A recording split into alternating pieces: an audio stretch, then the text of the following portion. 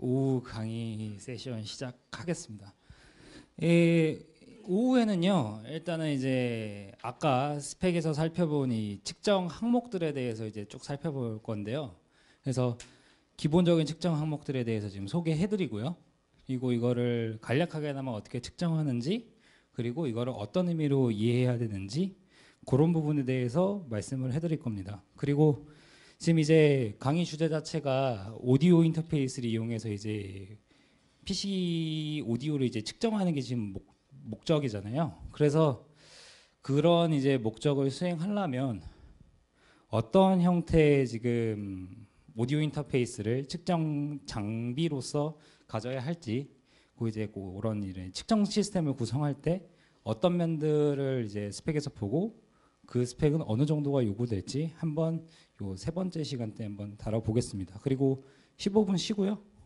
그 다음에 이제 실제로 이제 연결이 어떻게 이루어지는지 한번 살펴보고 그 실제 측정 시스템을 한번 여기 구성을 해보고요. 그 구성해서 신호 이제 들어가는 거 확인하고 아마 그렇게 해서 아마 이번 강의를 아마 오늘 강의를 종료하게 될 겁니다. 아까 이제 스펙 시트에 포함된 항목들을 강의 시작할 때 한번 쭉 살펴봤는데요. 굉장히 많습니다. 그 앞에 이제 장치간 이제 연결하는 부분에 뭐 연결 방식 아까 어떤 커넥터 같은 것들 이렇게 좀 봐야 되고요. 그리고 뭐 신호 레벨이나 아니면 증폭률 아까 노미널 레벨 이미 봤고요. 최대 레벨 이미 봤고요. 그리고 이제 입출력 임피던스라는 개념도 있어요.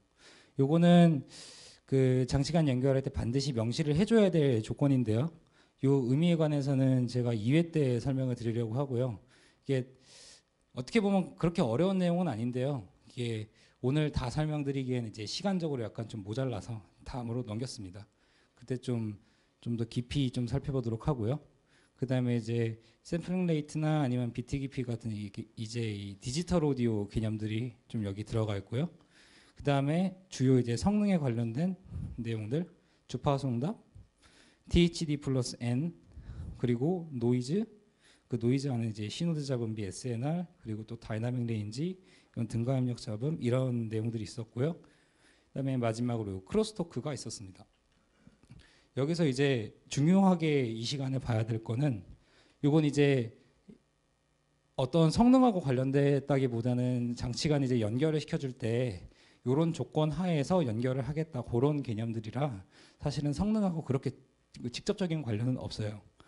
그래서 일단 성능하고 직접적인 관련이 있는 부분들을 이제 좀 빼보면요. 일단 요 신호 레벨 부분이고요.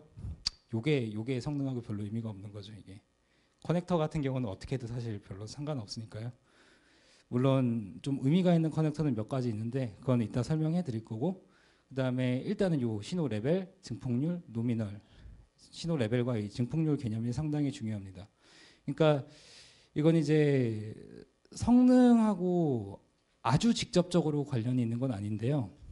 측정의 조건을 명시할 때 그리고 이 장치의 어떤 한계의 수준을 알기 위해서 반드시 측정을 해야 되는 부분입니다. 이걸 모르면 아래쪽에 있는 모든 측정을 할 수가 없어요. 그 다음에 이제 주파수 응답이 있고요. 그 다음에 THD 플러스 N, 그리고 세 번째로 노이즈가 있습니다. 요 노이즈에 대해서 각각의 이제 항목에 대해서 좀 살펴보고요. 그 다음에 마지막으로 요 크로스토크 이렇게 네 가지 살펴볼 겁니다. 그래서 정리를 하면 기본 신호 레벨 및 증폭률 볼 거고요. 주파수 응답 볼 거고요. THD 플러스 N, 노이즈, 크로스토크 요 다섯 가지를 일단 볼 거예요. 근데 요거가 이제 스펙에 많이 쓰여 있으니까 측정을 해야 한다는 느낌은 드는데 왜 이거를 측정해야 이렇게 성능이 좋을지는 사실은 좀 이제까지 이 내용에서는 사실 좀 명확하지 않아요. 일단 뭐 의미도 설명하지 않았지만 그래서 그 전에 요 내용들이 대체 왜 필요한 건지 그걸 한번 좀 살펴보려고 합니다. 예, 그 이유에 대해서. 그래서 왜곡이 없는 장치를 일단 한번 생각을 해볼 건데요. 여기 이제 요게 이제 본래 신호고요. 이런 형태가 이제 왜곡된 신호예요. 많이 이렇게 찌그러져 있죠. 그러니까 신호에 왜곡이 있다는 거는 본래 신호의 이제 파형이 달라졌다고 이제 생각을 하면 돼요. 그러니까 사실은 이게 좀 자연스러운 게 왜곡이 없다는 거는 그 입력 신호 자체에 어떠한 변형도 없다는 얘기거든요. 예, 다시 얘기하면 뭐 똑같은 얘기죠, 사실은. 근데 그래서 간단하게 말씀드리자면 장치를 통과하면서 이 파형 자체가 완전히 보존되는 그런 장치를 이제 이상적인 장치라고 이제 생각할 수 있어요. 근데 이 파형이 보존된다는 게 사실은 좀 애매하거든요. 이런 파형의 모양 자체가 그대로 나와야 되는 건 맞는데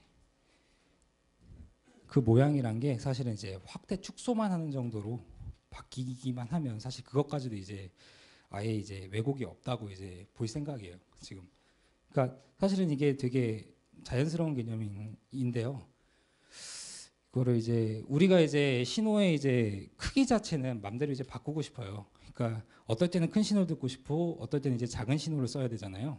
뭐 소리가 이제 음량을 크게 내려면 큰 신호가 필요할 거고 음량이 작으려면 좀 작은 신호를 써야 될 텐데 그런 거는 뭐 그런 거를 이제 생각을 하면서 왜곡이 없다고 생각하려면 당연히 이제 신호를 확대 축소만 하는 그런 장치를 이제 왜곡이 없는 장치라고 생각할 수 있어요.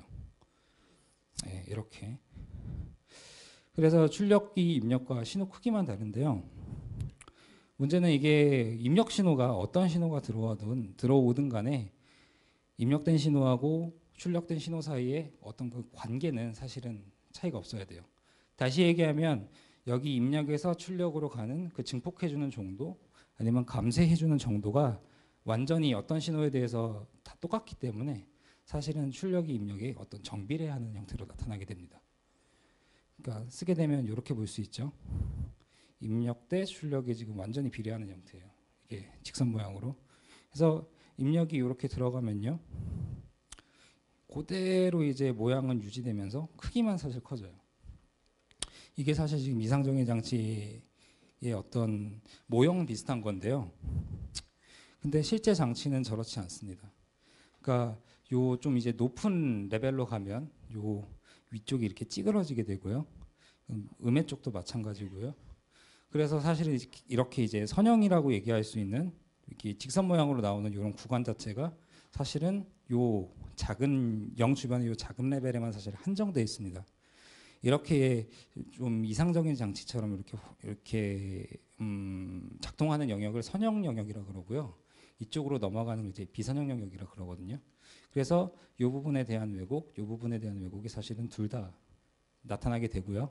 그걸 이제 특정 항목 속에서 사실은 살펴볼 수가 있습니다. 그러니까 대표적인 예가 왜곡이 없는 장치는요. 저음이건 고음이건 간에 완전히 동일한 수준으로 증폭도 하고 감소도 해야 돼요. 왜냐하면 저음이랑 고음이란 거는 사실은 주파수가 이렇게 다르게 달라지는 그런 이제 입력 신호거든요. 그래서 아까 말씀드렸듯이 입력 신호가 어떠하든 간에 그 출력은 그 비율만 차이가 나야 되고 그 입력 신호에 따라서 그 차이는 그 비율의 차이는 없어야 된다 그랬어요.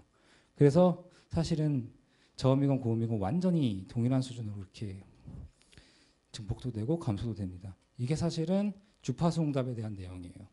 이게 처음부터 고음까지 어떤 균형, 스펙트럴 밸런스를 이렇게 써놨는데요.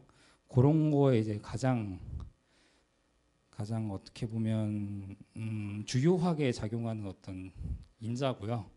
그래서 이런 이제 어떤 음색을 볼 때 이 주파수 응답 항목이 상당히 중요해집니다. 그리고 두 번째로 입력에 없던 어떤 새로운 음이 생겨나면 안 돼요, 절대로.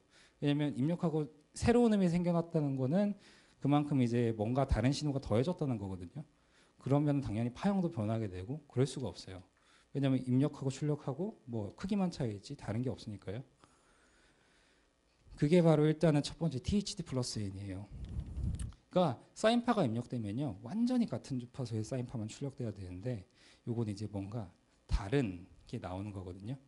근데 요거는 이제 사실은 이게 하모닉의 약자인데 그래서 그 입력된 사인파 주파수의 그 배음의 형태로 어떤 그 출력 신호가 나타나게 돼요. 그게 왜곡이기 때문에 여기 디스토션의 약자고요. 여기 플러스 n이 있는데 이건 차차 설명해 드릴 겁니다. 그리고 의도하지 않은 어떤 불필요한 신호가 유입되면 사실은 그거는 이제 노이즈라고 볼 수 있어요. 노이즈도 사실은 입력이 없는 겁니다. 그러니까 노이즈는 사실은 들어가면 안 되는 신호예요. 왜냐하면 이게 노이즈는 일단은 분명히 의도하지 않았고요. 그건 어쩌다 보니까 들어온 좀 이제 장치 자체가 만들어내는 것도 있지만 그런 신호기 때문에 노이즈도 사실은 없어야 되죠. 그래서 사실은 이런 것들은 이제 낮을수록 좋은 거고요. 그리고 세 번째로 이제 채널 수가 많은 장치가 있어요. 그러니까 1번 채널, 2번 채널, 3번 채널 아니면 스테레오 장치 같은 경우는 좌우 각각은 죄다 이제 개별 장치로 이제 구분할 수 있거든요. 그런 장치들은 각 채널끼리 아무런 영향을 주지 않아야 됩니다. 그래서 그게 이제 크로스토크와 관련된 내용이고요. 그렇게 이제 쭉 이 5가지의 항목을 이 4가지의 항목을 설명드릴 수 있는데, 그래서 각 특정 항목들은요 실제 장치가 아까 말씀드린 이 왜곡이 없는 장치, 어떤 이상적인 장치에 얼마나 가까운지 이제 알아보기 위한 지표가 됩니다. 근데 사실은 왜곡이 없다고 해서 출력 파형이 그렇게 보존되는 경우는 사실 없어요. 특히 오디오 기기의 경우는 더더욱. 근데 그래도 앞서 얘기 드린 건 어떤 이상적인 상황을 말씀드리려고 한 거고요. 예. 그래서 좀 이제 낮춰서 그렇게 이제 파형의 왜곡 자체를 보기보다는 실제로 사람이 들을 때 그 음색 정도만 이제 왜곡을 없게 하기 위한 조건을 한번 생각해 보면요. 좀 이제 간단하게 생각할 수 있는데, 가청 대역 20Hz부터 20kHz까지 그 대역 내에서 이상적인 장치와 상당히 그 특징을 근접시키는 거죠. 그래서 그 4가지 아까 봤던 그 항목들을 요 가청 대역 내에서 측정하게 돼서 그 값들이 어떻게 나오는지를 이게 살펴봐야 되는 겁니다. 근데 이런 경우도 있어요. 이렇게 신호 변환이 있는 경우는 애초에 이거는 신호 종류가 서로 달라요. 디지털 쪽은 이게 일종의 이산 신호고요. 아날로그는 이제 연속 신호이기 때문에 이산 신호는 이제 데이터의 흐름이에요. 딱딱딱딱딱딱 일정한 시간마다 이렇게 데이터가 흘러가는 거기 때문에 이런 거랑 이제 스무드하게 이렇게 이어지는 그런 연속적인 신호하고는 사실 신호 종류가 완전히 다르거든요. 그래서 AD 및 DA 변환 같은 경우는 아날로그에서 디지털로, 디지털에서 아날로그로 변환하는 그런 상황에서는 입력과 출력이 사실은 완전히 다른 신호 형태예요. 이런 경우도 있어요. 그러니까 요게 이제 간단히 이제 개념을 설명드린 건데요.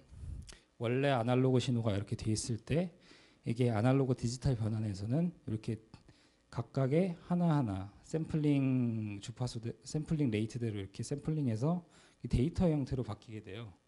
그게 이제 이렇게 이제 데이터 형태로 저장됐다가 DAC로 오면은 이런 형태로 이제 재생이 돼서 어떤 뭔가 이제 복원해준 어떤 필터에 의해서 이렇게 아날로그 신호로 이렇게 복원이 되는 과정이거든요. 여기서 여기로 갈 때 신호의 형태 자체가 완전히 달라요. 그래서 아까 말씀드린 것처럼 단순 파형으로 좀 생각하기는 힘들거든요. 근데 여기서 이제 적합하게 어떤 의도했던 이제 아날로그 신호가 복원이 가능한 어떤 그런 방법들이 있다면 사실은 그것도 이제 넓은 범위에서 한번 그렇게 생각을 해볼 수가 있어요. 그러니까 일단은 이건 신경 쓰지 말도록 하자는 거죠. 지금 일단은 그런 변화 방법이 알아서 지금 잘 적용되고 있다고 생각을 하고, 요런 어떤 방법 자체에 대해서는 일단 생각을 끄고 앞서 하고 이제 동일하게 일단 생각을 해보려고 합니다. 그러니까 요 관련 내용은 제가 이제 2회 때 다루려고 하고 있고요. 그때 한번 다시 보게 될 거예요. 이게 기본적인 아까 내용이고요. 이제 각각의 항목에 대해서 한번 살펴보려고 합니다. 첫 번째가 이제 신호 레벨 및 증폭률인데요. 어떻게 보면 이게 가장 기본적인 항목 중 하나예요. 아까 말씀드렸듯이 요거를 이제 측정하지 않으면 나머지 항목들은 측정이 사실상 불가능합니다. 이걸 정확히 알아둘 필요가 있어요. 그러니까 측정해야 할 것이 일단 뭔지 한번 좀 살펴보죠. 첫 번째로는 이제 최대 레벨이에요. 아니면 혹은 풀스케일 전압. 그러니까 이 장치가, 여기 있는 지금 장치가 신호를 출력할 때 얼마까지의 최대 신호를 출력할 수 있는가, 그거를 전압으로 측정하고요. 이 장치가 얼마까지의 신호 수준을 입력받을 수 있는가, 그걸 역시 전압으로 측정하고요. 각각은 이게 이제 디지털 수준에서는 아까 말씀드린 디지털 풀스케일하고 이제 대응이 될 거기 때문에 그걸 이제 풀스케일로 생각할 수가 있어요. 여기서 이제 또 이제 증폭률이란 건요. 이제 뭐 이거는 간단히 이제 앰프 같은 데서 보통 생각하는 건데 뭐 입력을 줬을 때 출력이 얼마만큼 바뀌는가 그런 개념입니다. 이따가 저기서 같이 다 측정을 할 거고요. 그리고 세 번째로 감도도 있어요. 이거는 네, 앰프에서만 쓰는 개념인데요. 이제 이거는 앰프에서 출력의 정격을 어떻게 딱 정해주면 그 정격을 출력시킬 수 있는 입력이 어느 정도일지 그렇게 그런 개념의 이제 레벨 측정 항목입니다. 일단은 이 두 가지가 사실은 제일 중요한 내용인데요.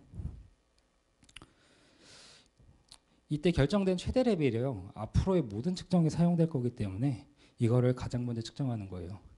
그러니까 이거를 왜 측정하게 되냐면 아까 실제 장치는 이렇게 이상적으로 이렇게 입력이 출력이 정비례하지 않고요. 끝이 이렇게 구부러진다 그랬죠. 그런 점이 이제 최대의 이제 레벨이 되는데 항상 기본적인 측정을 할 때는 거기보다 낮은 레벨에서 측정을 해야 돼요. 그래서 이 장치가 최대 어느 정도까지 지금 레벨을 내고 혹은 입력받을 수 있을지 확실히 알아둬야 그 측정을 할 때 신호의 어떤 측정 레벨을 정할 수 있습니다. 그것도 앞으로 아마 시연하면서 좀 살펴보도록 하고요. 이게 한 가지 예인데요. 이게 아까 그 입력대 출력의 한 예입니다. 이게 헤드폰 앰프를 가지고 측정한 건데 여기 한 0.003V 정도부터 한 1V가 좀 못 되는 그런 딱 전압까지 측정을 했어요. 사실은 헤드폰 앰프는 더 넘어서 측정을 해야 되는데 제가 그때 측정을 할 때 사운드 카드가 이게 입력이 별로 좋지 않은 거라 그래서 좀 되게 낮은 레벨에서만 측정이 됐습니다. 그래도 이 장치는 이 구간 내에서는 지금 굉장히 거의 일자 그래프를 보여주고 있죠. 이런 데서는 이 장치가 여기서 이제 선형 영역에서 동작한다. 그러니까 거의 왜곡이 없이 사실은 동작하고 있는 그런 전압들이에요. 그래서 이게 사실은 어떻게 보면 가장 기본적으로 측정해야 될 데이터고요. 먼저 이게 설명드린 게 아까 그 내용이에요. 여기서 이제 찌그러지면서 신호가 일그러지면서 클리핑이 생기고 여기가 이제 제대로 작동하는 영역이고 사실 이 부분은 이제 보통 이제 노이즈 같은 이런 잡음의 영향을 받게 되는데 간혹 이제 DAC나 ADC 같은 경우는 뭔가 이제 어떤 왜곡이 생겨서 여기 반영이 되는 경우도 있습니다. 그건 이제 아마 2회 때 좀 더 심화하면서 좀 이제 자세히 설명을 드리게 될 거고요. 이런 그래프가 있으면 이제 한눈에 대략적으로 이제 잘 작동되는 이런 선형 영역 부분하고 저기 최대 레벨 같은 걸 확인할 수가 있어요. 그래서 한 번의 장치의 작동 구간을 보기에 상당히 이게 좋은 그래프고요. 그리고 여기서 증폭률도 여기서 확인이 가능합니다. 결국 증폭률이 이제 입력에 대해서 출력이 어느 정도 나오냐는 거니까 사실 기울기나 아니면 이렇게 값을 읽은 다음에 나눠서 그걸로 이제 증폭률을 구할 수 있죠. 여기서도 그렇게 구하면 한 3.23의 증폭률이라 한 10dB 정도 증폭률이 됩니다. 실제 한번 이거 측정을 한번 해봐야 되는데요. 일단은 지금 최대 레벨을 먼저 한번 측정해 보려고 그러는데요. 지금 여기서 이제 아까 거기서 여기서 지금 입력을 받아서 저기서 지금 출력을 해줘서 여기 지금 입력으로 들어가고 있어요. 지금 이쪽에 여기 4dBu 이 정도의 이제 아까 말씀드린 그런 노미널 레벨 정도의 이제 출력을 내고 있고요. 그다음에 이 부분에서는 한 마이너스 20dB fs 정도의 전압이 찍힙니다. 그래서 지금 풀스케일 자체는 여기서 한 20dB에 더 높은 거거든요. 그래서 한 24dBu를 한번 넣어볼게요. 맞다면 실제로 0이 나오겠죠. 0이 지금 나오고 있습니다. 이렇게 지금 최대 레벨을 지금 측정할 수 있고요. 지금 AP 장비 같은 경우는 내부적으로 지금 아날로그 전압을 다 재고 있기 때문에 이게 이렇게 측정이 가능하지만 실제로는 신호를 하나하나 넣어보면서 여기 있는 이런 멀티미터로 측정을 해보면서 전압을 확인해야 됩니다. 실제로. 그럼 요 값이 이제 최대니까요. 이제 한번 아까 나온 요 그래프를 실제로 한번 측정을 한번 해보도록 하죠. 1번. 예, 여기서 이제 스탐 레벨을 지금 24dB로 주고요. 이게 최대 레벨로 주고요. 네.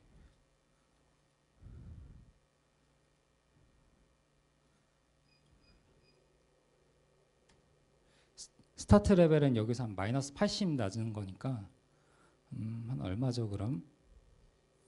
마이너스 60에 마이너스 56이면 되겠네요. 네.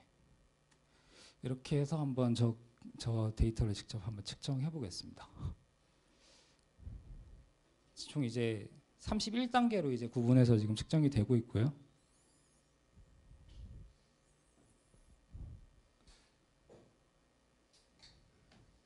옆에 보시면 거의 이제 직선으로 지금 올라가고 있죠, 레벨이. 예. 실제 지금 이 구간 내에서는 지금 거의 직선으로 지금 신호가 얻어졌기 때문에 굉장히 지금 왜곡 없이 지금 작동을 할 거라고 지금 생각을 할 수가 있어요. 근데 지금 너무 지금 스케일이 크기 때문에 눈에 잘 보이지 않거든요. 그래서 그 바로 아래 항목을 보시면 이제 세로축에 아예 그냥 출력 나누기 입력을 그냥 넣어버렸어요. 여기 지금 PC가 지금 연결되어 있는 상태고요. 여기 지금 USB를 통해서 지금 AP 지금 장비가 연결되어 있어요. 그 다음에 또한 여기 USB를 통해서 여기는 이제 신호 컨트롤만 해주는 거고요. 여기 실제로 여기 오디오 데이터가 이렇게 왔다 갔다 합니다.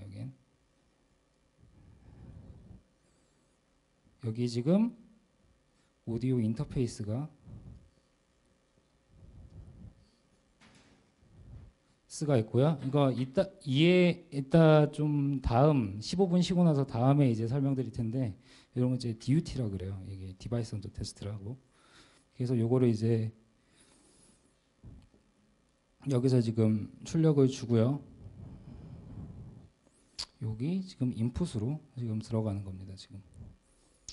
그래서 여기서 지금 PC 쪽에서 지금 AP에다가 지금 신호를 만들어주라는 지금 컨트롤 신호를 넣고 있고요. 그래서 여기서 그럼 신호를 실제로 만들어서 오디오 인터페이스 입력으로 들어가요. 그럼 입력으로 들어가게 되면 이 입력이 자신의 이제 최대 입력에 비해서 한 몇 데시벨 아래냐. 그게 이제 데시벨 풀 스케일 아까 dBFS 그 값으로 이제 나오는데요. 그게 다시 이제 PC로 들어가서 이 안에 있는 AP 소프트웨어로 지금 다시 값이 들어가는 그런 상황입니다. 굉장히 지금 사실 여기는 이렇게 출렁되는 것처럼 보이는데 이게 사실은 예. 거기 예, 언락. 네, 이렇게요. 그래서 지금 사실은 여기 일자로 나와야 이상적이에요. 지금 왜냐하면 출력도 입력이 일정하기 때문에 그 값도 지금 이렇게 일정하게 나와야 되는데요. 지금 사실 근데 지금 약간 이제 출렁거림이 있지만 그 오차자수도 굉장히 작고요. 지금 이게 사실은 총 31단계로 이제 측정을 했어요. 이제 최대에서 이제 마이너스 80데시벨까지. 근데 아마 그 스텝 단계를 더 올리면 이런 이제 포인트들이 메꿔져서 더 이렇게 아마 플랫하게 나오지 않을까 생각을 합니다. 가능하시다면 요거를 가장 1차적으로 측정을 해보시는 게 좋아요. 왜냐면 이걸 해보게 되면 이제 대략적인 이제 출력도 알 수 있고 어디까지가 이제 제대로 허용이 되는지 알 수 있기 때문에 요거를 일단 대략적으로 한번 해보시면 장치의 이제 작동 영역을 확인하는데 상당히 도움이 되고요. 그리고 아까 말씀드렸듯이 이제 DAC나 ADC 같은 디지털 장비 같은 경우는 굉장히 낮은 수준에서 왜곡이 생길 수가 있어요. 그런 부분이 요 아래 같은 데서 이제 직선 모양이 아니라 좀 다른 형태로 이제 반영이 되기 때문에 그런 부분을 확인할 때도 상당히 도움이 됩니다. 그거는 이따 그 ADC, DAC 관련된 부분은 제가 다음 주에 설명드릴 거고요. 그러면은 이제 다음 항목을 보겠습니다. 이게 최대 입출력의 결정인데요. 아까 말씀드린 그 내용입니다. 이제 입출력에 이제 아까 이렇게 제한이 걸려서 이렇게 신호가 찌그러지게 되는데요. 이게 신호가 찌그러지게 되면 이 부분에 이제 배음의 형태로 왜곡이 생기게 돼요. 그래서 이 배음 왜곡이 굉장히 커지는 곳이 사실은 어떻게 보면 최대 레벨 딱 근처거든요. 그래서 이걸 이용해서 사실은 또 최대 레벨 결정이 가능한데요. 그거는 이제 TG 플러스 N 항목을 다룬 다음에 조금 더 설명드리도록 하겠습니다. 이게 결과적으로 요 배음 왜곡의 양을 보는 게 THD 플러스 N하고 관련이 있기 때문에 요 항목 이후에 요걸 한 번 더 다루도록 하겠습니다. 근데 만약에 이제 디지털 기기 같은 경우는요, 요 아까 장치 같은 경우는 디지털 기기인데 여기는 지금 끝까지 사실은 지금 거의 클리핑이 없는 상태고요. 만약에 있다면 신호가 이렇게 일그러지겠죠. 그렇지 않으면서 지금 거의 풀스케일 톤을 지금 입력받고 있기 때문에 거기 이제 디지털 기기는 그냥 거기서 그냥 최대를 그냥 결정해 버려요. 근데 만약에 클리핑이 생겨서 일그러진다. 그러면은 그 포인트들을 정확하게 좀 이제 명시를 해줘야 되고요. 만약에 스펙에. 그리고 그게 어떤 전압 정도인지도 당연히 명시를 해줘야 됩니다. 스펙. 근데 대개의 경우 그렇게 되면은 디지털 기기를 사용하기가 매우 이제 곤란해지기 때문에, 그러니까 디지털로 최대 신호하고 지금 아날로그 최대 신호하고 지금 사실 안 맞는 상황이거든요. 그렇게 되면. 그래서 대부분의 경우 디지털 기기는 여기까지는 보통 클리핑이 생기지 않아요. 그래서 대부분의 경우 요 0dBFS 톤을 이용해서 그냥 레벨을 측정하면 됩니다. 이제 그 다음에 이제 주파수 응답인데요. 이건 이제 결과적으로는 이게 톤 밸런스하고 상당히 연관이 많이 된 개념이에요. 그래서 음악을 들을 때 저음과 고음의 균형 그런 거하고 이제 관련이 되어 있고요. 당연히 왜곡이 없는 장치는 그 저음부터 고음까지의 그 균형 자체가 입력 출력에서 전부 다 동일해야 되거든요. 그래서 그 이제 각각의 이제 주파수를 달리해요. 뭐 저역부터 아니면 뭐 고역부터 그렇게 이제 달리 해주면서 각각의 이제 입력된 사인파 톤을 그 출력으로 이제 얻어서 그 값이 이렇게 플랫하게 나오는지 아니면 뭔가 이렇게 어떤 다른 모양으로 이렇게 플랫한 모양이 아니라 다른 모양으로 나타나게 되는지 그런 걸 이제 확인하게 됩니다. 이제 아까 말씀드린 이제 장치가 음색을 잘 보존하는지 알아보는 가장 주요한 항목 중 하나고요. 이때 요게 이제 측정할 때 레벨인데요. 최대 레벨에 마이너스 20에서 이제 측정하라고 몇 가지 이제 표준에서 이렇게 명시가 돼 있어요. 물론 요거는 사실은 이제 측정하는 사람이 이제 의도하는 레벨이 있기 때문에 그 의도하는 레벨에 측정해도 되는데요. 뭐 몇 가지 이제 AS 표준 같은 경우는 특히 디지털 기기 같은 경우는 이 마이너스 20에서 측정하라고 그렇게 명시가 되어 있습니다. 이게 왜 이렇게 하냐면 아까 이렇게 신호가 일그러지는 영역 근처, 최대 출력 근처에서 이제 만약에 레벨을 측정하게 되면요. 이게 신호가 일그러질 수 있어요. 그러면 그것 때문에 주파수 응답 분석이 잘 안 될 수 있기 때문에요. 그 거의 이제 선형 영역으로 내려서, 그러니까 왜곡이 없는 그런 영역으로 내려서 최대한 왜곡이 없는 영역으로 내려서 그때 이제 그 입력과 출력을 이제 확인해야 하도록 이렇게 이제 마이너스 20dB를 지금 설정했습니다. 이 정도면 0.1이니까요. 최대 레벨에서 거의 웬만하면은 거기서 이제 문제가 없이 작동을 하게 돼요.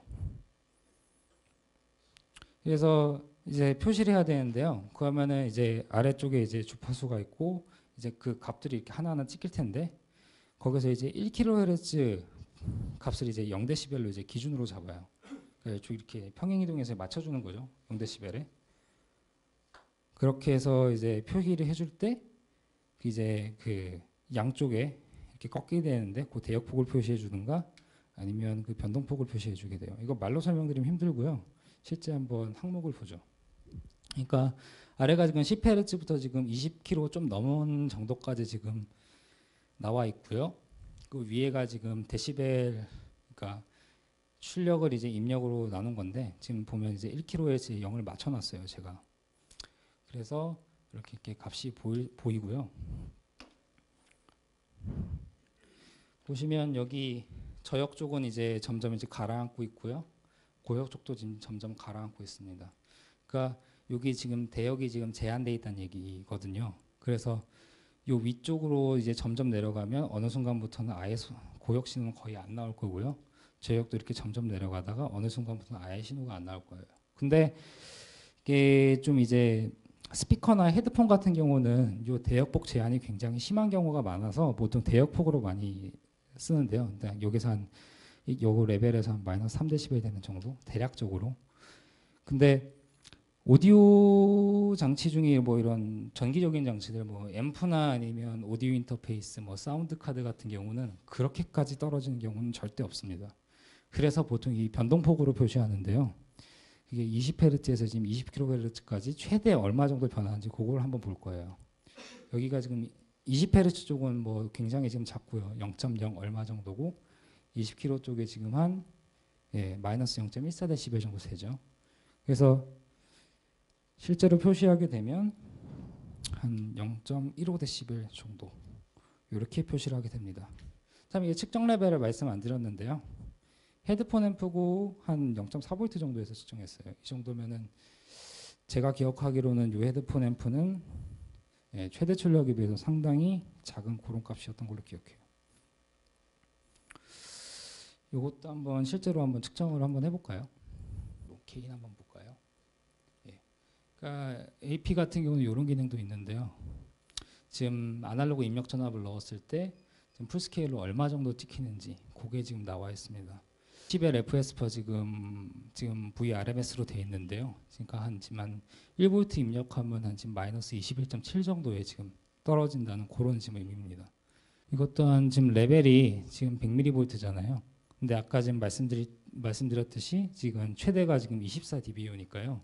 한 4dB에서 측정하면 되겠네요. 아날로그 전압을 실제로 이렇게 넣어주면 좋은데 오디오 인터페이스 같은 경우는 스펙이 거의 저런 식으로 쓰여 있는 경우가 많아서요.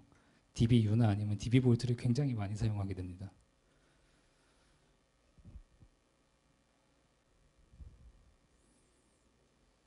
좀 확대해서 볼까요? 지금 상하 지금 1.5dB씩 맞춰놨는데 지금 거기에서 지금 거의 변동폭이 보이지 않을 정도의 그런 장치입니다. 좀 이제 더 확대해 볼까요? 한 0.1 그렇게 하지 말고 값으로 해주세요. 그 클릭해서.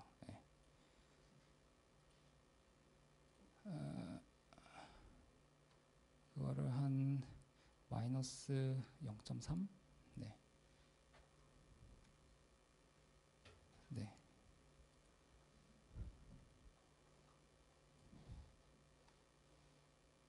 좋습니다. 이 정도 돼도 이제 거의 흔들림이 보이지 않는데 고역 살짝 편차가 보이죠. 아마 이것도 데이터 포인트를 좀 더 늘리면 아마 더 잘 나오지 않을까 싶은데요. 여튼 굉장히 이제 플랫한 장치입니다. 이건. 일단은 주파수 응답 확인해봤고요. 그러니까 측정할 때 지금 일단은 지금까지 했던 거는 일단 처음에 이제 최대 전압을 확인한다. 최대 전압을 확인했으면 그때 이제 주파수 응답 측정할 때는 이제 마이너스 20dB만큼 최대에서 이제 떨어뜨려서 그 레벨에서 측정을 한다. 요건데요.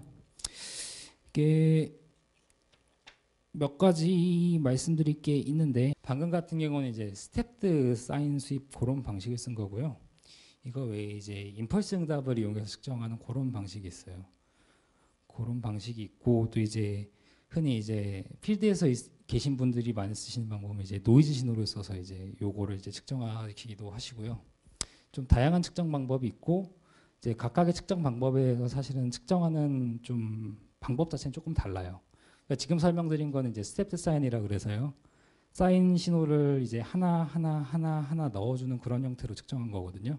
잠깐만 한번 다시 볼게요. 오토 스케일링을 해서 지금 계속 지금 축이 바뀌고 있어요. 네, 항상 사인파고요 지금. 이거는 이제 입력 신호가 이런 형태인 이제 측정 방법 중 하나입니다. 뭐 주파수 응답은 이제 측정하고 뭐 이런 게 좀 이해되셨죠? 이제 그 다음에 이제 THD 플러스 N 측정인데요. 이제 주파수 응답하고 더불어서 가장 중요한 어떤 측정 항목 중 하나입니다. 그러니까 아까는 이제 전체적인 이제 톤의 어떤 밸런스를 보는 그런 이제 어떤 그런 왜곡을 보는 지표였고요. 이거는 이제 입력 신호에 이제 출력 신호하고 아예 관계없는 게 나오는 그런 이제 지표 중 하나예요. 노이즈하고는 좀 다르게, 물론 노이즈도 좀 들어가 있는데요. 좀 이따 설명드리고 일단은 THD부터 먼저 설명해 드릴게요. 요건 이제 일단은 일단 기음 신호를 넣습니다. 그러니까 이게 이제 입력하는 신호인데요. 그게 한 1kHz다. 그러면 이제 그 펀더멘털이 지금 1kHz인 거고 이제 출력이 이제 그럼 1kHz 톤도 나오고요. 이제 다른 톤들도 이제 나오게 돼요. 그 중에서 이제 배음에만 이제 관심을 주게 되는데, 그래서 이게 여기가 이제 1kHz에 이제 전압이 들어가고요. 여기 이제 2kHz, 3kHz 쭉쭉 해서 이제 N kHz죠. 1kHz면 결국 이제 2차 배음, 3차 배음에서 여기 N차 배음까지 그 값들의 이제 전체 이제 어떤 파워썸을 이제 하게 됩니다. 그러니까 근데 측정 방식 여기 지금 두 가지가 있는데요. 하나는 그냥 이거는 이제 입력된 이제 기음의 출력 크기만 보는 거고요. 이 아래쪽은 이제 그 기음의 이제 출력 크기만 보는 게 아니라 출력된 신호 자체의 전체 이제 어떤 파워를 지금 보게 되는 거거든요. 그래서 두 가지 이제 다른 방식이 있고요. 요 두 가지 방식 중에 주로 이제 많이 쓰는 거는 요 방식입니다. 그러니까 요건 이제 좀 아래 보시면 어떤 THD 플러스 N이라는 그런 값하고 굉장히 이제 유사하게 나오는데요. 사실은 요거 측정을 하게 되면 대부분의 경우 그렇게까지 많은 정도의 이제 데이터 차이가 나진 않아요.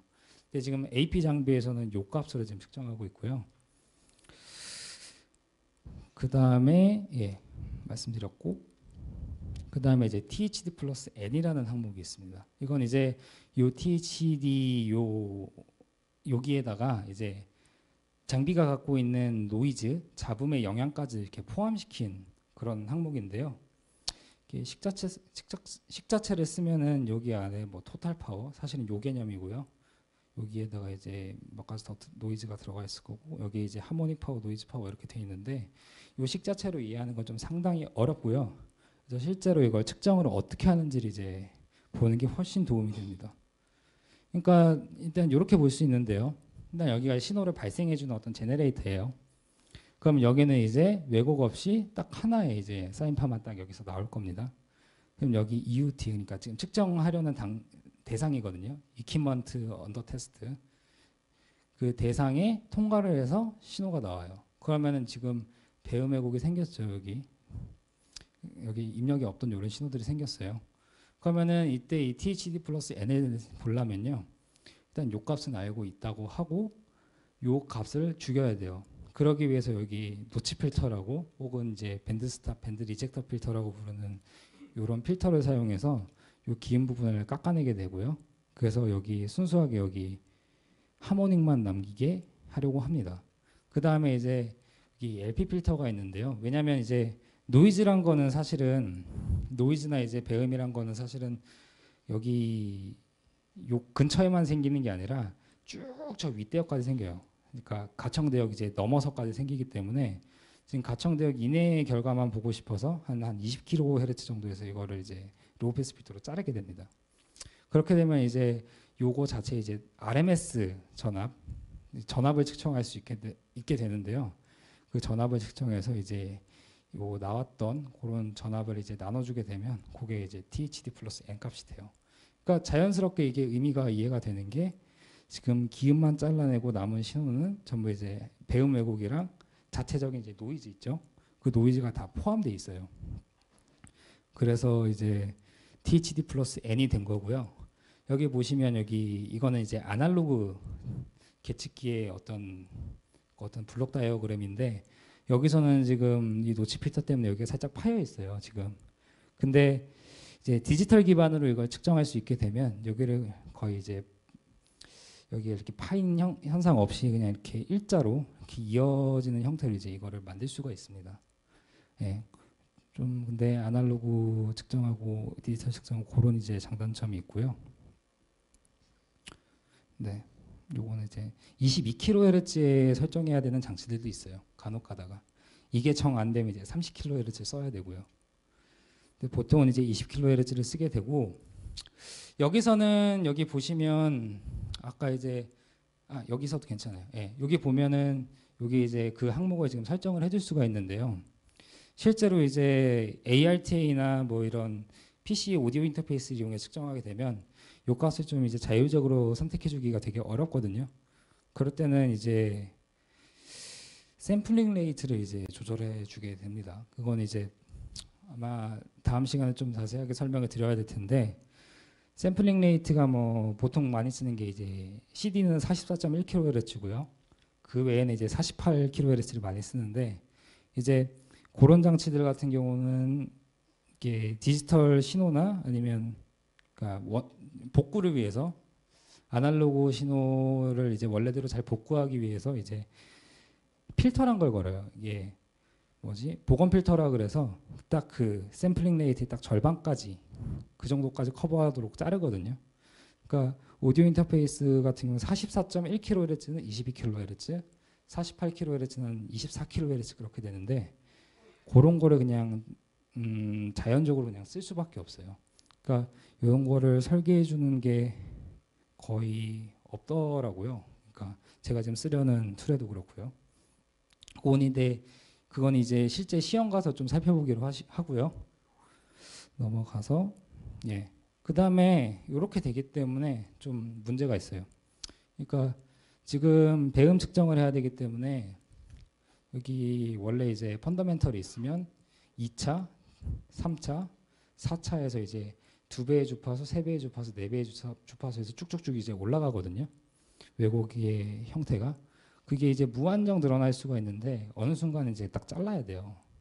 근데 그게 이제 저역 통과 요 필터, 요 로우패스 필터를 이제 한 요 정도에 이제 걸어버리게 되면 이제 5차 배음까지 측정한다 그러면요.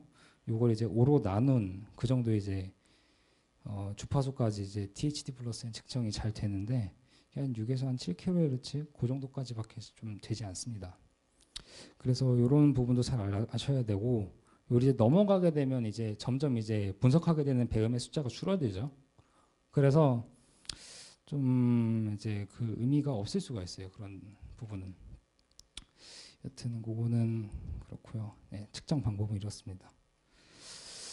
이제 실제로 한번 측정을 한번 해보죠. 일단은 한 0.0012 정도에 떨어지네요. 이게 신호가 지금 4dB인데요. 그러니까 지금 한 전체 왜곡 정도 한 지금 100dB 지금 아래인 셈이에요. 지금.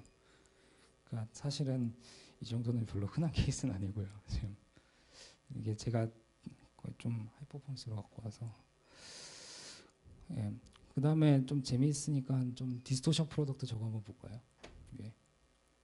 예. 지금 이거는 이제 AP 장비에 지원하는 기능 중 하나인데 이제 각각 이제 하모닉의 지금 비율이 어떤지 이제 각각 보여주는 거예요. 이제 아래 보시면 첫 번째가 이제 펀더멘털 기음이고요. 두 번째 H2, H3, H4 이렇게 가면서 쭉쭉 이제 그 몇 차 배음인지 이렇게 보여주는 그런 형태가 됩니다. 이런 식의 기능으로 이제 좀 편하게 볼 수 있고 때로는 이렇게 이제 분석을 해보는 게 되게 도움이 될 수도 있어요.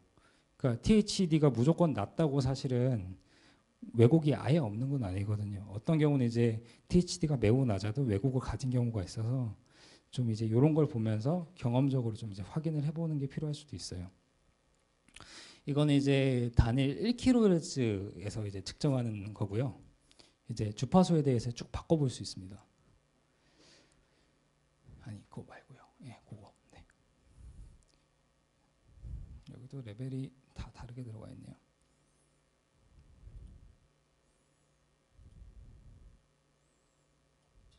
예, 이것도 측정 레벨을 말씀 안 드렸는데 지금 요 이제 주파수에 대해서 측정할 때는 이제 두 가지가 있어요. 좀 이제 빡빡하게 측정하려고 하면 사실은 요 정도 레벨은 아니고 한 23으로 하죠. 예. 원래는 이건 측정 레벨을 제가 여기 안 써놓은 것 같은데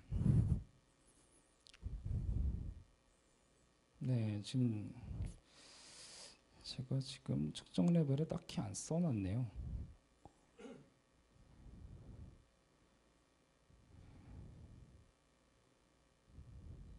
요거는 아마 적어 놓으시면 좋을 텐데 최대 레벨에 이제 마이너스 1에서 측정을 하게 되고요. 표준상으로는. 그 다음에 제가 이거는 좀 정확히 확인을 해야 되는데 그렇게 측정을 하고 가능하면 이제 마이너스 3인가 마이너스 10 정도에서도 측정을 하게 되어 있습니다. 데시벨로. 그러니까 지금은 일단은 마이너스 1데시벨 정도, 최대에서 마이너스 1데시벨 정도에 측정을 해보죠.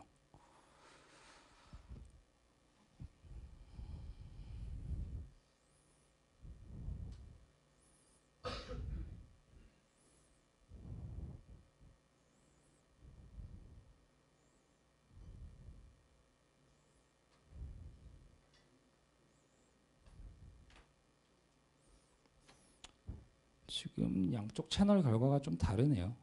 지금. 그러니까 레프트는 지금 한 마이너스 115 정도에 지금 측정이 됐는데 지금 라이트는 지금 110을 조금 넘었습니다. 그래도 지금 레벨 자체는 굉장히 좀 낮은 편인데요. 한 번 더 측정해 볼까요? 여전히 좀 다르네요. 그러니까 보통 이런 경우는 장치 자체의 문제일 수도 있는데 이런 케이블이나 이런 커넥터에 의해서도 좀 생길 수가 있어요. 이 정도로 낮은 레벨에서는. 그러니까 이게 조금만 차이가 나도 결과를 좀 다르게 주는 케이스들이 좀 종종 있습니다. 이 사실 THD 플러스에는 이게 굉장히 중요한 양인데요. 아까 말씀드린 대로 이런 이렇게 입력이 없는 그런 신호가 나오는 그런 이런 게 이제 비선형 왜곡이라 그러는데 그런 항목뿐 아니라 이제 노이즈나 이제 노이즈 내부에서도 이제 이 제품 자체가 가지는 이제 그 노이즈 플로우라 그러죠. 자체적으로 가진 노이즈가 있을 수도 있고요. 아니면은 뭐 전원 장치에 의한 험이나 아니면은 외부 간섭에 의해서 보통 이제 전자기 간섭 혹은 이제 RFI 뭐 그런 게 있는데 그런 간섭에 의해 나오는 거의 대부분의 항목까지 다 드러내 줍니다. 그래서 THD 같은 경우는 단순하게 요 비선형성을 보려면 THD만 보는 게 더 좋은데요. 그러니까 순수하게 이제 하모닉, 배음 왜곡만 보는 거기 때문에. 근데 TH 플러스 N까지 사실 살펴보는 게 제품에 이제 주요한 어떤 문제점이 있냐 없냐를 판단할 때는 이게 훨씬 도움이 되는 항목입니다. 그 다음에 THD 플러스에는 또 한 가지 항목이 있어요. 이 부분은 이제 요거는 말고 요 부분을 보셔야 되는데요. 이게 아래가 이제 볼테이지고요. 그러니까 출력되는 볼테이지를 나타내는 거고 요 위가 이제 THD 플러스 N의 양을 나타내는 겁니다. 이제 요거를 보는 이유가 아까 제가 말씀드렸듯이 이제 클리핑이 생기는 정도가 되면 갑자기 배음이 많이 생기게 돼요.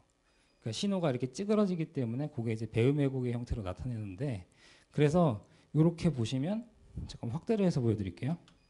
네, 이렇게 갑자기 THD가 팍 올라가는 부분이 있습니다. 이건 제가 예전에 어떤 헤드폰 앰프 가지고 한번 측정해 본 건데요.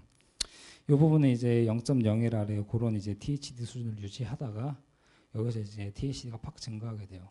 대부분의 이제 앰프들의 특징인데요. 이렇게 되면 이 부분에 이제 클리핑이 발생하는 영역이기 때문에 써먹을 수 있는 영역이 아니에요. 그래서 되게 최대 출력을 한 요 정도에서 결정을 하게 되거든요. 아니면 이제 기계적으로 아니면 뭔가 이제 기준을 잡아서 이제 잡으시는 분은 한 1%나 0.1% 정도에서 이제 결정을 하시는데요.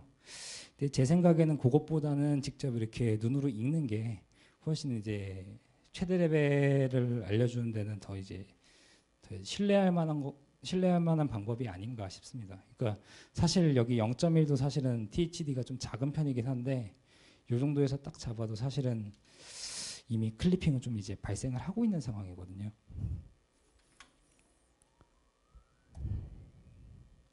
그래서 아까 말씀드린 그런 영역보다 한 0.5 정도 0.5 데시벨 정도 낮은 레벨의 이제 최대 출력 정도로 잡게 됩니다. 이걸 이제 THD 플러스 때 출력인데 이제 입력 단위 테스트 하려면 우리 이제 입력으로 잡아서 또 하는 방법이 있어요.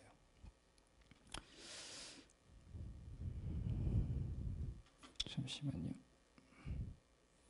이것도 이제 이거는 다른 헤드폰 앰프의 측정 결과인데요. 뭐 아마 이제 아마추어 분들 같은 경우는 좀 이제 잘 알고 계시던 그런 헤드폰 앰프인데요. O2 앰프라고. 그걸 이제 요거 원 디자이너가 원래 제작자가 이렇게 자기가 직접 측정해서 올린 겁니다. 이건 이제 프리즘 사운드 디스코프에서 측정한 내용이고요. 그러니까 이제 각각 이제 헤드폰에 보면 그 임피던스가 있잖아요. 그 헤드폰의 임피던스가 다 제각각이기 때문에 그 임피던스를 이제 맞춰서 15옴, 33옴, 150옴, 600옴에서 각각 다 측정한 거예요. 그때마다 이제 이렇게 클리핑되는 포인트는 전부 다 다릅니다. 이제 부하에 따라서 이제 소비되는 그러니까 부하에 입력할 수 있는 이 전력들이 전부 다 다르기 때문인데요. 요 부분도 이제 결국은 2부에서 임피던스와 관련해서 한번 좀 살펴볼 기회가 있는데 그때 한번 좀 더 자세하게 살펴보려고 합니다. 여튼 이렇게 부하별로 최대 출력이 다 달라지는 걸 지금 확인할 수 있고요. 이 부분도 한번 측정을 해보죠. 그냥 그렇게 진행해 주세요.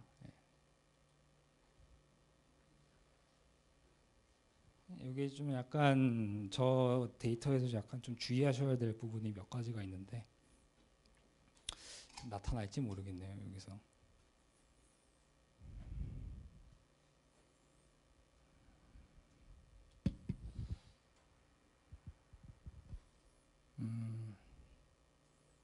여기서는 잘 좀 나타나네요. 좀 확대를 좀 부탁드립니다.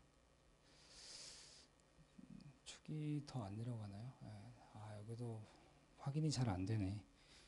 그러니까 이 뭘 설명드리려고 그러냐면요. 여기도 마찬가지지만 낮은 레벨부터 이제 높은 레벨로 이제 증가시키면서 THD를 측정하게 되면요. 희한하게 여기 THD가 이렇게 직선 모양으로 이렇게 여기가 측정이 됩니다. 점점 낮아지는 형태로. 이게 왜 그럴까요, 이게? 여기가 정말 왜곡이 많아서 이게 이렇게 올라가는 걸까요, 이게? 왜곡이 많아서 올라가는 건 아니고요. 왜곡이 많은 게 아니라 여기는 이제 신호가 워낙 작기 때문에 그만큼 이제 노이즈의 영향을 많이 받는 부분입니다. 여기가. 그래서 신호를 올리면 올릴수록 노이즈로부터 이제 멀어지니까 요 값들이 이제 점점 낮아지게 되는 거죠. 그래서 실제로 이제 THD가 이제 의미가 있는 영역은요.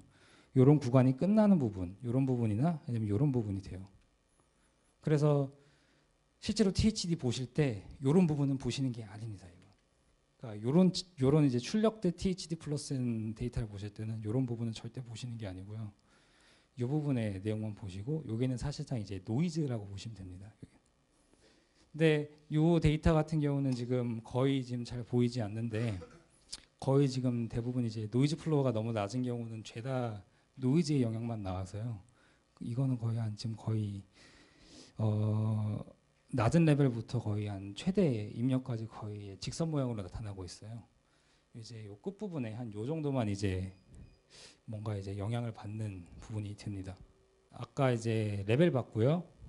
이제 주파수 응답 봤고요. 이제 THD 플러스 N을 봤는데 항목 자체는 지금 세 가지인데요. 각 항목 안에서 이제 봐야 될 항목들이 여러 가지가 생겨요.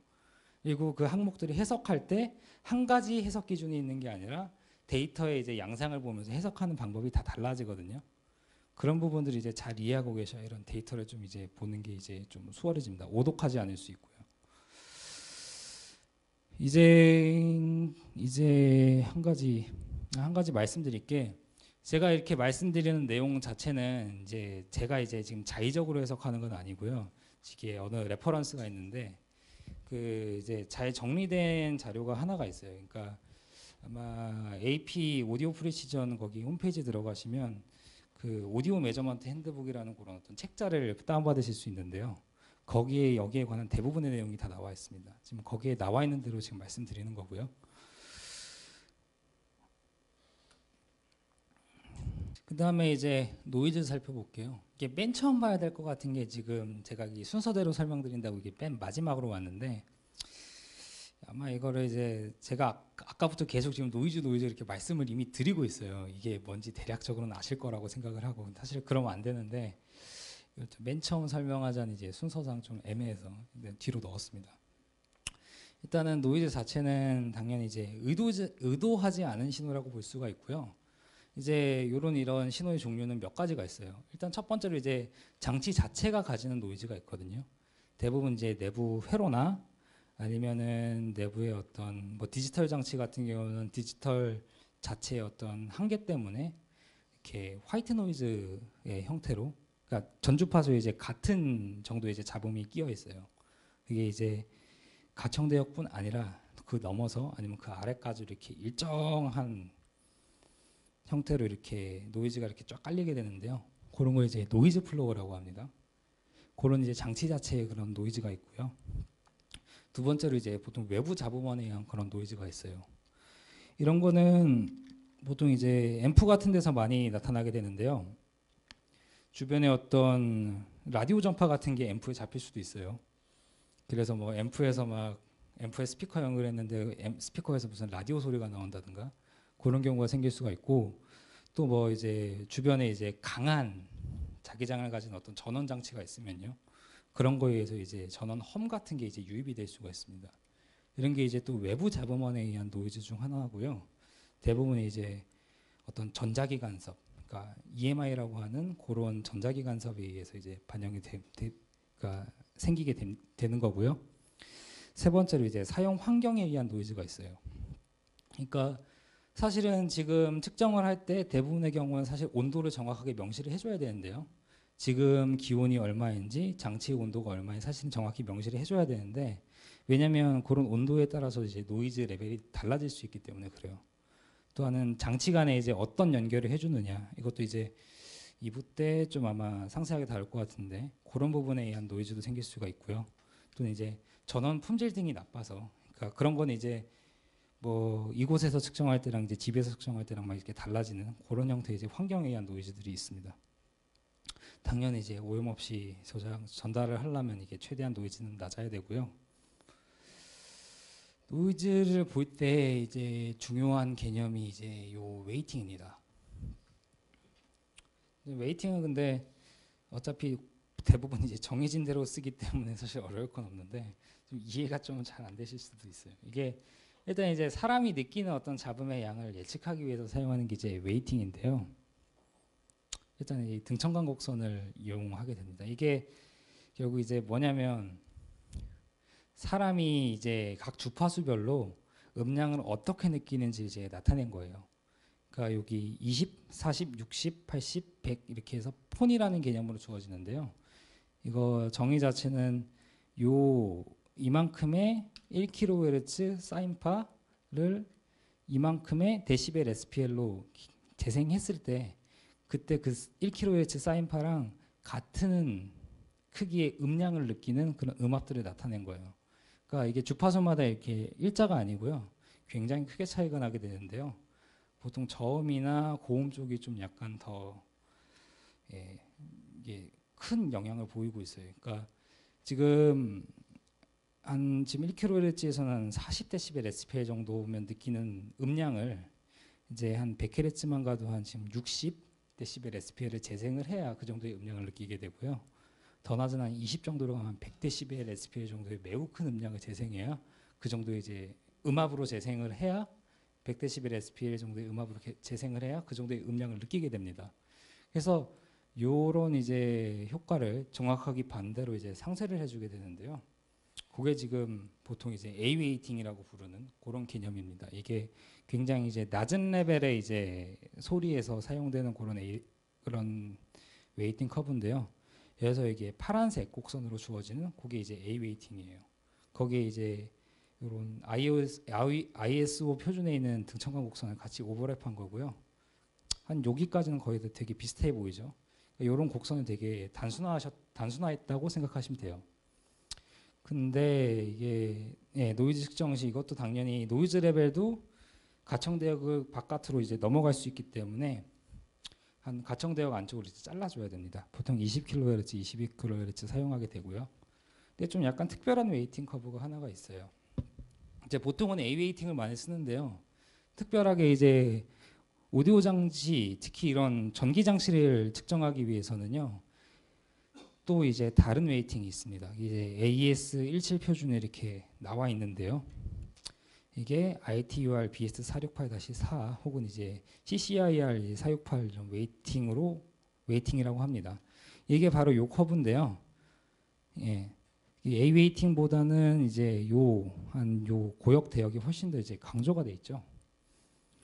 근데 요 곡선을 이제 그대로 쓰는 건 아니고 요만큼 이제 떨어뜨리게 돼요. 여기 2kHz에서 0dB이 되도록 요걸 이제 낮춰줍니다. 그만큼. 그걸 이제 요 AES 표준에서는 요걸로 이제 측정하라고 이렇게 명시를 하고 있고요.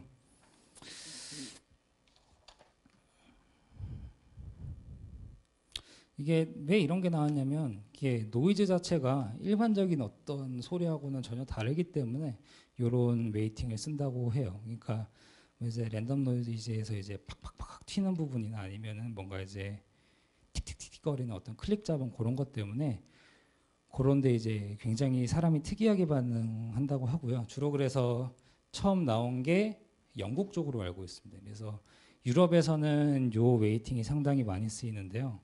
아직 뭐 세계적으로 보면 요 CCIR 468을 이용해서 이제 스펙을 표기하는 경우는 굉장히 좀 드문 면이 있어요. 근데 방송 쪽에서는 제가 알기로는 이걸 많이 쓰고 있는 걸로 알고 있거든요. 정확한지는 잘 모르겠습니다. 원래 이제 방송국 쪽에서 나온 걸로 알고 있어서 그래서 그런 장비에서는 좀 찾아볼 수 있지 않나 싶습니다. 근데 AP에서는 지금 측정하는 방법을 이미 다 지원하고 있긴 하고요. 예, 아까 말씀드린 대로 여전히 에이웨이팅이 좀 자주 사용되죠. 지금 뭐 아직 측정 항목은 지금 설명 안 드렸고 지금 노이즈 측정할 때 이제 웨이팅 필터를 걸어서 이제 저역하고 고역을 줄여주는 그런 걸 먼저 이제 설명을 드렸어요. 이제 빨리 이제 항목에 대해서 한번 보죠. 일단 먼저 신호대 잡음비란 게 있습니다. 이거는 신호 레벨이 어느 정도 딱 이제 정해지게 되면 거기에 대해서 이제 노이즈가 아래로 얼마나 내려와 있는지 그걸 이제 살펴보는 양이고요. 꼭 반드시 이제 기준 신호 레벨을 반드시 명시해야 됩니다. 그러니까 노이즈 레벨은 딱 여기 고정돼 있는데요. 신호를 여기서 쓰는 거하고 여기서 쓰는 거는 이제 아래 이제 그 차이가 완전히 차이가 나게 돼요. 그래서 이제 기준을 얼마 정도 딱 정해줘야 이제 노이즈의 SNR이 의미가 있게 되고요. 만약에 그런 거 없이 얘기하게 되면은 노이즈가 어느 정도 위치에 있는지는 사실 아무도 모르게 되죠. 이제 아날로그 장치 같은 경우는 아까 말씀드린 어떤 그 노미널 레벨, 뭐 프로용은 플러스 4dBu, 컨슈머용은 한 마이너스 10dB 정도 되는 그런 값을 기준으로 하거나 아니면 출력할 수 있는 어떤 최대 레벨을 기준으로 하고요. 디지털 장비는 무조건 거의 한 풀스케일을 기준으로 합니다. 근데 요런 최대 레벨 기준으로 하는 거는 좀 약간 특별한 이름이 있고요. 그걸 이제 다이나믹 레인지라고 해요. 이건 이제 말씀드린 대로 최대 레벨 기준 SNR이고요. 일단은 측정 한번 해보죠. 이제 레벨이죠. 다이나믹 레인지 한번 봅시다. 네. 예. 이거는 지금 되게 작게 나오네요. 지금 레벨이 너무 낮아서 그렇고요. 이제 최대 레벨이 지금 24dB니까 거기에 맞춰서 봐야 됩니다.